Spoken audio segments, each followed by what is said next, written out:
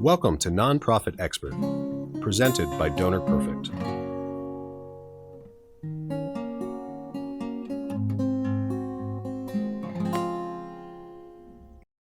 Welcome to Nonprofit Expert, presented by Donor Perfect. I am your guest host, Dana Snyder, for this incredible episode with Brynne Krispin. She is the president and CEO of Cause Focus.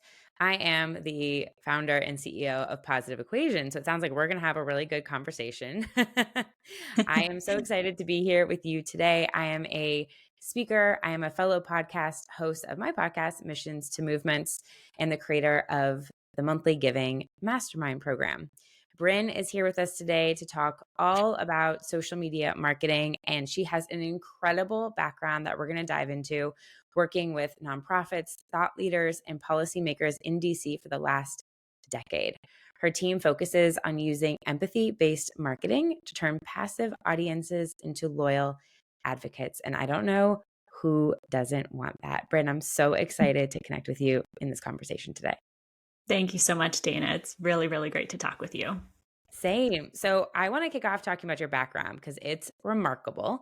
And of course, I was doing some LinkedIn stalking and I did not miss your background the year at IJM. I'm a huge fan of International Justice Mission.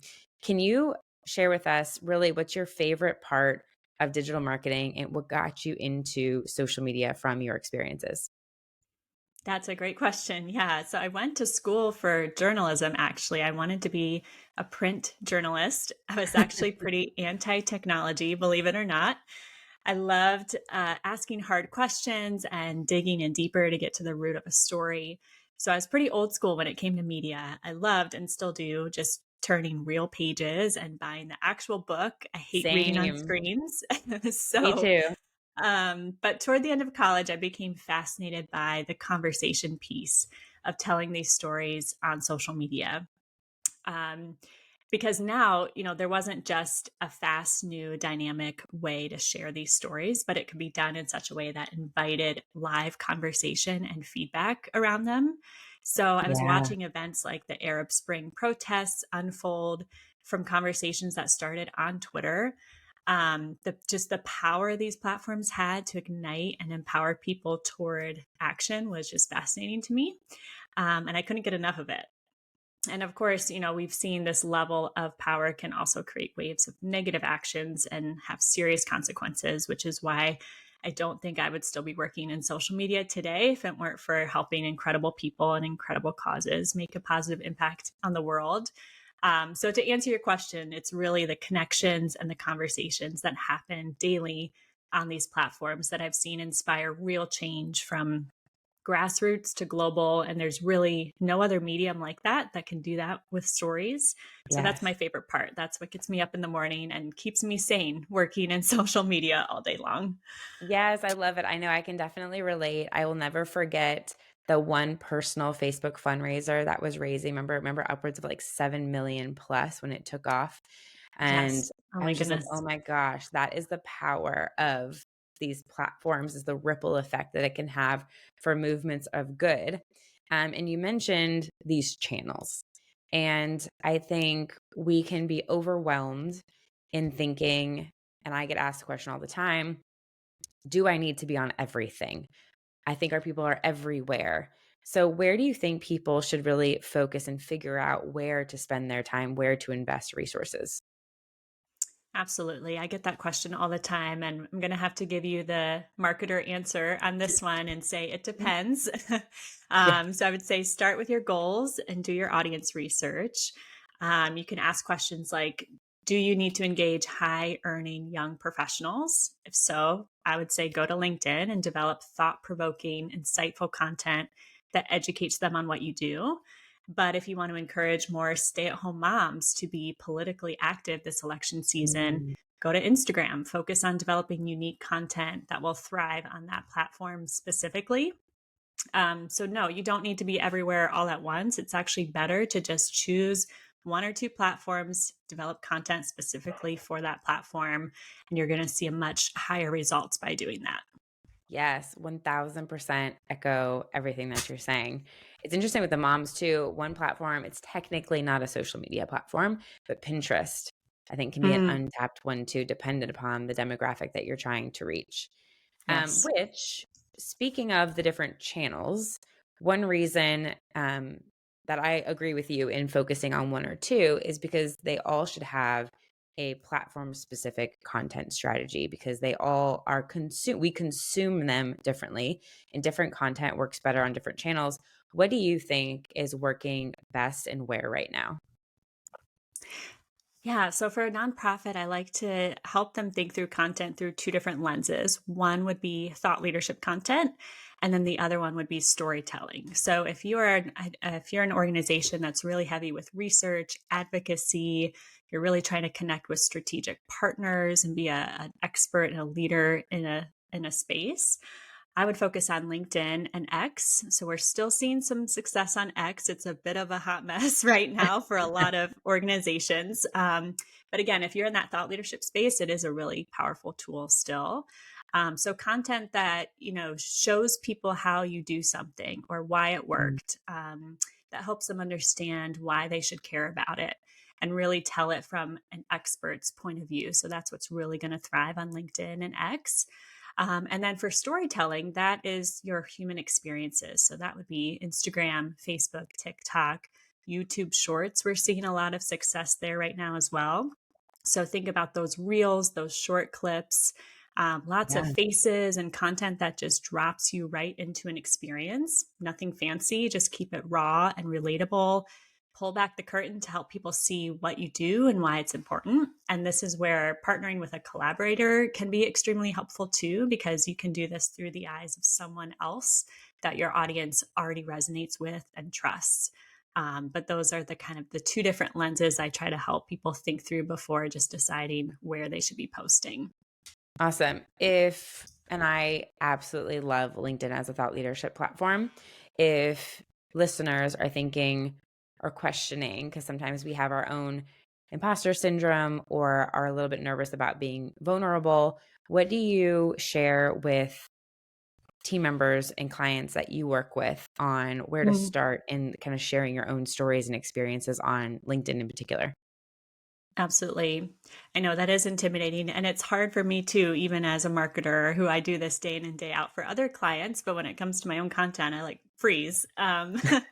But I would say just try to picture like when you have that really important meeting with a major donor and you're sitting down one on one for coffee and just treat it like a conversation. What do you want Mm, them to know about you? What are some just connection points you can identify with them to build that warmer connection? And then what do you want them to take away from that conversation? Even if it's just 15 minutes long, what are you hoping they walk away with? What kind of expertise or information do you want to communicate is the most important? So I would yeah. say focus on that. Take yourself out of it and just focus on your work, your expertise. And I think you'll start to get the hang of it. You'll start to get a little more comfortable. And then as soon as you start seeing some of the conversations and the comments that start coming in, just from inspiring other people to do the same or educating them on what you do, it is really powerful in that way to really mobilize and motivate people to be a part of your organization. Yes. So good. Is there a sample prompt or something that you would advise like people start with Oh, that's a to great brainstorm? question. Um, I mean, I would say we've seen a lot of success with starting with personal pronouns in your hooks. So if it's a personal experience, saying something like, I had a conversation the other day with a friend and she brought up a topic around X and I haven't been able to stop thinking about it. And then you just kind of walk Mm, through what those thought processes were on your end, but then also kind of communicate um, how to move forward with that information. So you get other people thinking about it and asking questions about it too. But it yes. frames it in a way that is very personal to you and kind of pulls back the curtain on what goes on behind your brain and yeah, going on in your head. And I think, especially with if you're an executive leader, there's walls and barriers that you built up. We're kind of coming out of this very buttoned up professional world Mm, pre-COVID. or post COVID. And Yeah, now we're seeing that we want to actually get to know our leaders more and we want to be able to trust them. And the best way to do that definitely. is just start building the rapport and the trust. And LinkedIn content can be one of the best ways to do that. Definitely, definitely. So good. I wanted to also ask something that you mentioned was talking about Reels, TikToks, and YouTube Shorts. So they're all short form video content. How would you say they differ? Um, so the success that we've seen there with YouTube Shorts, Reels, and sorry, did you say stories? TikTok. TikTok, Reels. Okay. So the success we've seen truly with, especially with working with smaller and mid-sized nonprofits, is just taking a video that they've already had created, maybe it's 2 or 3 minutes long, and just slicing it up into those short prompts, and then posting it on TikTok, YouTube, and Instagram. So there isn't, we haven't seen a ton of success yet with just optimizing every single Okay. video per platform. But again, we're trying to help nonprofits optimize the content that they currently have. Okay. So that's what, that's where we've seen the most success there. Yes, taking something macro and slicing it up into micro pieces. So important. So, and to that point, what do you think is like the anatomy of a good piece of content? What is somebody going to Mhm. stick around and actually pay attention to and engage with? Yeah, the number one thing that we see across the board, no matter what platform or what the content is if it creates an emotional connection. So if you think about as we're scrolling on social media, it's almost like we're all in crowded rooms, Yeah. sometimes hopping between multiple rooms at a time. So we're all looking for what is actually going to add value to my life. Okay. So, like, we want to Mm, connect with friends and family, we want to be entertained. We want to learn something new. We're all busy. We're bombarded with ads, information we don't always know is credible or relevant to us. So if you're a nonprofit who's trying to break through the noise and all the distraction, the best way to do that is to add value and create an emotional yes. connection. And to do this really well, I call it making direct eye contact with your audience. So you want to use a lot of, again, those personal pronouns in your hooks. So start with phrases like, in my opinion, or I had a conversation with a friend the other day. If you're doing it on your brand account, just use those pronouns like he, her, they in your hooks, just to drop your audience directly into a personal story. And we've seen engagement double or even triple when doing this. And then Wow. with your photos and videos, make eye contact literally. So sit in front of the camera, talk to your audience just like you're in the living room with them, pull back the curtain. Again, there's no need for fancy tools or equipment. Just keep it real and honest. Yeah. And this will open the door for supporters to know you on a deeper level and trust you, which leads to increased giving and a higher lifetime value over time. And there's a study by Motista back in 2018 that shows emotionally connected customers have a 306% higher lifetime value. So this does take more time and more thought and planning to build, but you'll see those people stick around a lot longer. So it's definitely worth it. Oh, I believe it. And I think something that I catch myself doing all the time, and I've spoken about this before, is we so often say, hey guys, or hey, like speaking in a plural sense, but content on social is consumed as individuals. And so I know I've had to catch myself sometimes approaching it as a plural thing, sometimes the same as emails, but how is it being received? Somebody is sitting down on their couch and watching it one to one. So again, I love the fact of you speaking about direct eye contact, like it is somebody right in front of you, I think is so powerful. When we're using social and let's say our content's on point and we want to try and convert and I want to approach this from two different lenses. One, we want to try and move somebody from social media to our websites or to capture an email address, phone number, etc. um I'll start there. Like, what's your thoughts on doing that, on how to move somebody from a platform to get more information about them, to build a deeper relationship? Mm. Yeah, again, I mean, this goes back to building that emotional connection first. So according to research conducted in 2019 by psychologists Eshin Jolly and Diana Tamir, our brains are wired in such a way that we want to feel safe, connected, and understood by someone before we say yes to them. So, whether you're looking for a partner, a friend, a donor, or just want more people to go to your website or your email list, it's critical to establish those emotional connections before chasing after them and asking them to do something for you. So, Yeah. establishing that emotional connection, gaining their trust are fundamental here. And then just, thinking about it as adding value to their life, not the other way around.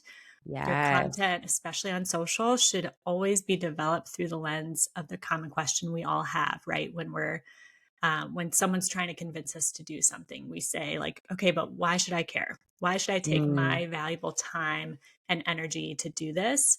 Um, so if you can show them how, for example, being on your email list or going to your landing page will add value to their life, so you're good. in.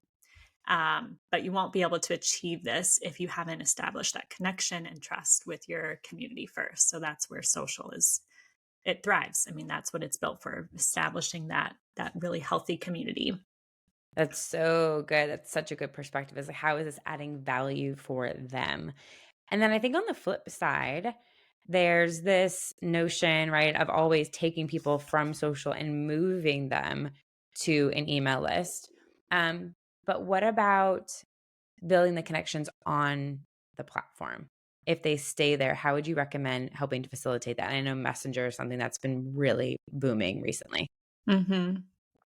Yeah, one thing we've started recommending with our clients is spending just as much time posting as you spending as much time engaging as you do Mm, posting. So it's not enough anymore just to schedule out your post, set it and forget it and walk away. You have to be on the platform, engaging in conversations, leaving comments, replying to comments on your own post, sending direct messages, yes. really igniting that conversation piece. And again, that's what gets your content in front of more people as well, because the algorithms want to see that you're staying on there for as long as possible. They don't want people to leave. So as long as you are doing that, they're also going to be pushing your posts out. When you do post, they'll post it out to that Discover tab or just put it in people's news feeds more and more. And those conversations you're having will also show up. And it shows that you care more about, helping people and being generous and just providing value again, Yes. versus just, treating it like a bulletin board where you put up your post and then you walk away and hope someone calls you. Yes, social's meant to be that two-way conversation for sure. How do you find, or I guess maybe if there's a couple examples to share about using social media to raise funds? Hmm. Yeah. So, again, the primary purpose of organic social during a fundraising campaign is to prime and remind. So, ideally, you've already spent months ahead of your campaign nurturing your audience, educating them on the issue, building those connections so that now when you need them to show up and take action, donating, signing the petition, whatever it may be, they're actually going to do it because they know you, they trust you, Right. you're a friend. So this is also where we've seen a healthy relationship between social and email come into play. And we've seen more success in the last 2 years, especially with using organic social as a primary tool to build your email list and saving the hard ask, the donate now for email, and then Mm, just keeping social more about that conversation piece, the priming and the reminding. And a great example of this recently was a research institute here in DC um, became the go-to resource for daily updates and maps tracking the war on Ukraine. And they grew organically to 500,000 followers on wow. X or Twitter. And so they came to us to figure out, okay, what do we do with all these people? Like they just flocked over to their account. And so they wanted to turn them into donors. So I worked with two of my favorite consultants, Caroline Griffin and Caitlin Vaughn, which I'm sure you Yes. know. And we just helped them pull back the curtain and feature the experts behind the incredible work that they were doing. And Awesome. this was kind of a new concept for them. They're very research focused. They're all behind their desks working away, but we put them in front of the camera and they were willing to experiment with us and do it. We showed their names, their faces, stories of the good, the bad, the struggles, and just asked for help, asked for more funding so they could keep doing this incredible work. So we told those stories on social, but then integrated email as kind of the number one converter for asking for donations once people were aware of these stories and the need. And the results speak for themselves. They raised 120K online in 2 months, welcomed Awesome. around 50 new monthly donors, and this was all organic. So we didn't do any ads. So it proves, with the right strategy, with the warming, the reminding, telling those really personal stories, it can still be a huge revenue source for your organization when email and social are working together in tandem really well. Absolutely. What were you using to ask people for their emails? How did you get some of those followers over to their email list? So we were just teasing the content through the stories of the shorter videos, and then if they wanted more to learn more about that story, to sign up on their email list. They have a couple different email lists that were very specific to the war in Ukraine, to Okay. receiving updates. They were also tracking a lot going on in the Middle East, and so we were able to kind of integrate uh, those updates on social just to tease them, and then encourage people to go and get the whole story by signing up for their email list. Cool. So was that I like asking like the behind the feed questions. Something I do on my show all the time on my podcast. Did you send people to then a specific landing page that had just like a simple form versus like sending them to their homepage with like the traditional newsletter? Was this something that was curated for this experience? For the donations or for the email sign up? For the emails. The emails, no, it was just what was on their landing page already. Oh, wow. Okay. Interesting. Okay. So the homepage. And then was the donation page specific? Yes, so we'd use Fundraise Up for the donation page. Okay. So we built out specific landing pages for that. Okay. Gotcha. Um, and then that was all organic. All organic. Yep. Very cool. Okay. Amazing. So we are both LinkedIn fans. And I know you posted about this recently on there. And I just want to go back real quick because I think this is so important for people to um, really focus on this tool. What is the opportunity there for building thought leadership, no matter what level of expertise you might be at your organization? Mm. It's huge right now. I mean, you and I both know trust is currency for nonprofits. And unfortunately, nonprofits saw the largest trust decline of any American institution in 2023, according to the latest Edelman research. And we also know fundraising is down. So trust and fundraising are down. So we're all asking, what can nonprofits do to rebuild trust and reach new supporters? And the answer to that is transparency and credibility. And what is better, who are the better people to do that than the ones leading your mission? So it's so important to start thinking through, how can we activate the networks of our executive team who Yeah. already have built trust and rapport with some of the most influential people in your community. And your company accounts can't necessarily do this in that special way. So they can't go speak in an event or message with the CEO of a Fortune 500 company. They can't meet with a policymaker. People really just want to connect with people, right? So Be building on a your thought podcast. leadership. Yeah. So building your thought leadership on LinkedIn, it just opens the door to be in rooms where you may never have been invited to be in. And it also gives people in your network the messaging and framework they need to talk about you in rooms that you aren't in at all. An example of this is a client came to us about 8 months ago. They're in the healthcare advocacy space and rely heavily on corporate partnerships to fund their program. And they had tried some ads on their company LinkedIn page, but weren't seeing great results.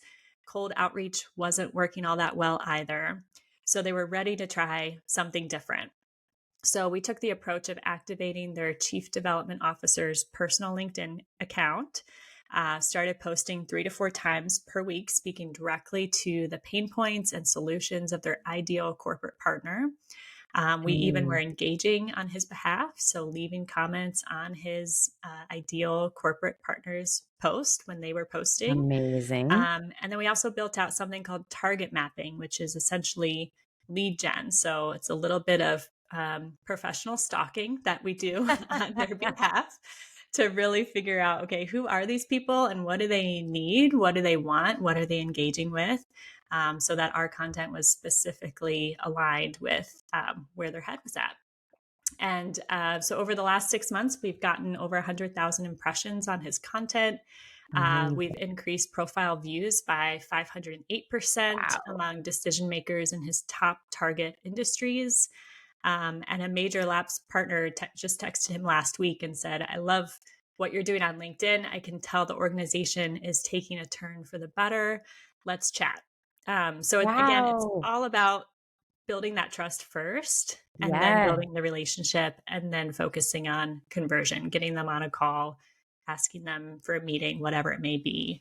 But we had to get him in the right room first. Yeah, people are watching. They might not say anything right away or they might not engage, but 100,000 impressions, people are definitely watching. I was at a conference recently and I just said, hi, like I'm Dana Snyder and I'm very active. I love LinkedIn.